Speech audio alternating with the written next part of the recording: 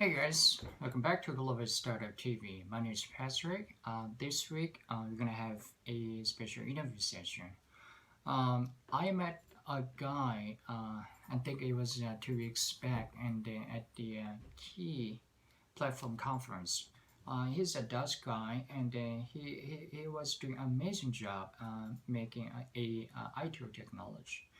His company is the Things Network. I think it's really popular in European countries. So I had a chance to have an interview on Skype. So please take a look at the what we were talking and his insights and his perspective on his industries. So I'd like to introduce the Things Network. Yes, I'm Wienke Giezeman. I am co-founder and initiator of the Things Network. And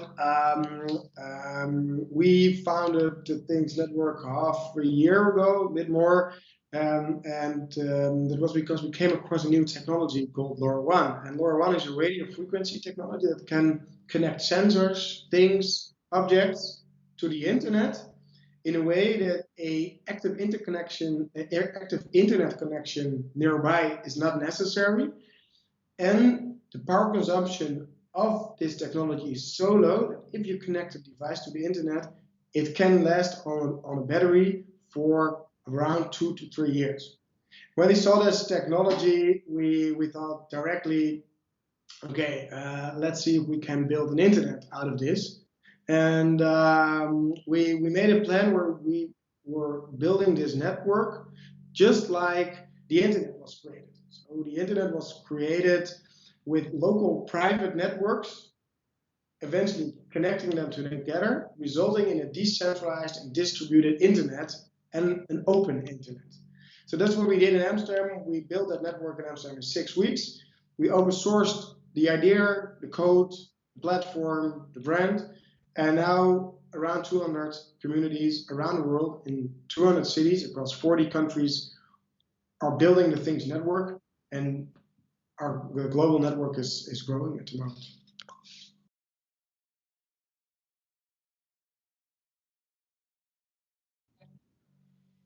Yeah, so we have several examples. So we started off with a boat water detector. Here in Amsterdam, we have a lot of canals with a lot of water and also a lot of rain. We made a water detector that allows you to detect if your boat is is filling up with water. And once it does, you'll get a push notification, and we'll reply to that push notification with that you want your boat to be cleared, that you want the water in your boat to be cleared, then a service comes by to get the water from your boat.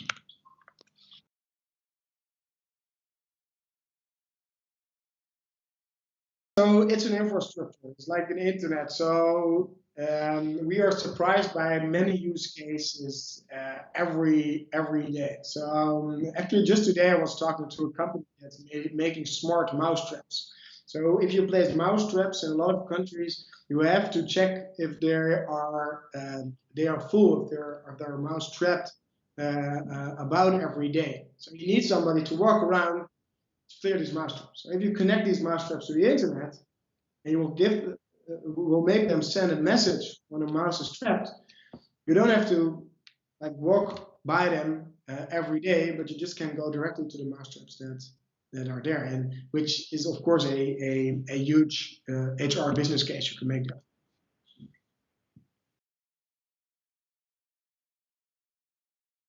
So what you see is that I think startups has been a trend for a while, and to eventually come to a solid startup ecosystem, it will take probably more than a decade, and probably more than 2 decades. So I think it all started here like 10 years ago, and it's a combination of both a lot of ecosystem being created by incubators, government making it very easy to start businesses, having subsidies in the right places, and also a entrepreneurial spirit of the Dutch.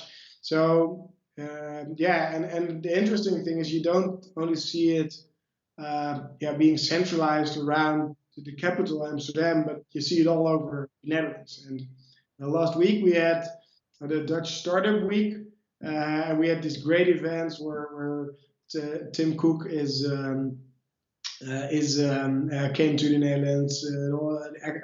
Former CEO of Google, Eric Schmidt came. There was this huge event also with a conference called the Next Web, which is already there for a while, and it's really great. And what's also good is that one member of the royal family of the Netherlands is now highly involved in stimulating startups. He's called our Prince Constantine, and which is also a very good thing. So you see from all these different angles in the Netherlands, people are embracing making new businesses.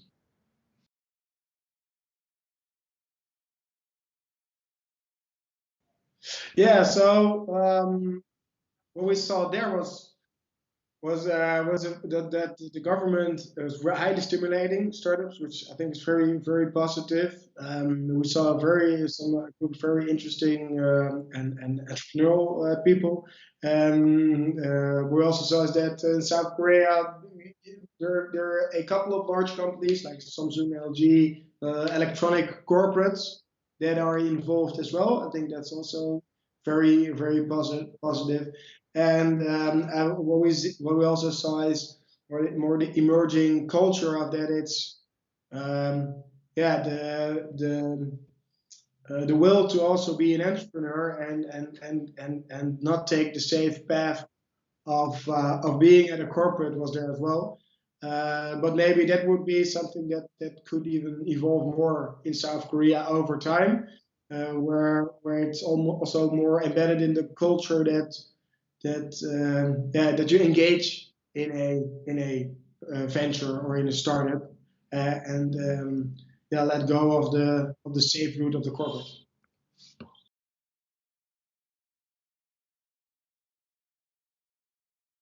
So until now, we've called IoT, or we use the IoT label for connecting devices to the internet. Just connecting devices to the internet is not what I see as the vision of Internet of Things. I mean, making a smart thermostat and replacing a wire by a wireless connection and connecting it to the internet and eventually providing the same functionality is a fancy gadget, right? The next step is that connecting these things to the internet and gathering all this data will result in all kinds of new propositions, so that with the data you can actually generate value.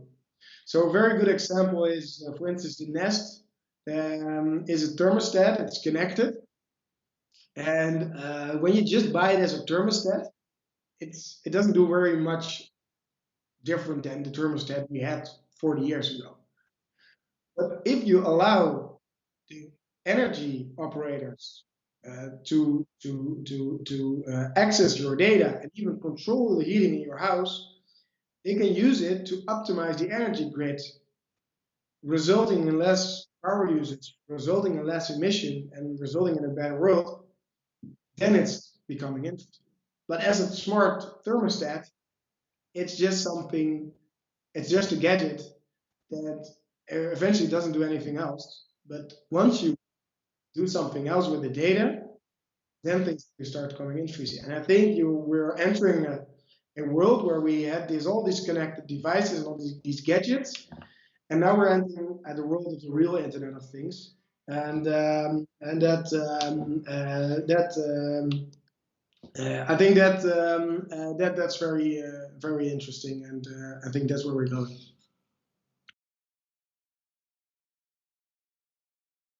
So at the moment, we are not pushing. So we're not focusing on any specific area to make this work. What we're actually doing is just spreading the word, and people come to us. So at the moment, we're still like like focusing on the product and focusing really on our mission and our communication. It just emerges where it sticks, right?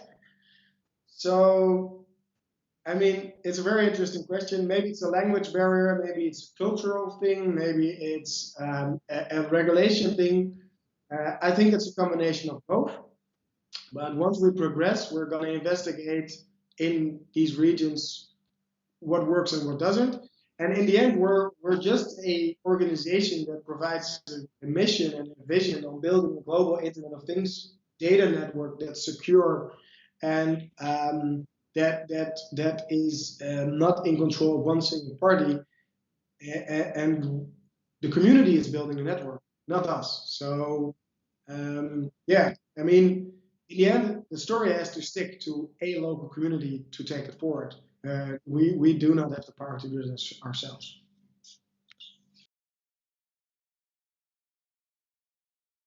Yeah, so yeah, at the moment, like I'm very interested in people in South Korea to or in Asia to start with the Things Network, and if they have any questions, they can just directly approach me.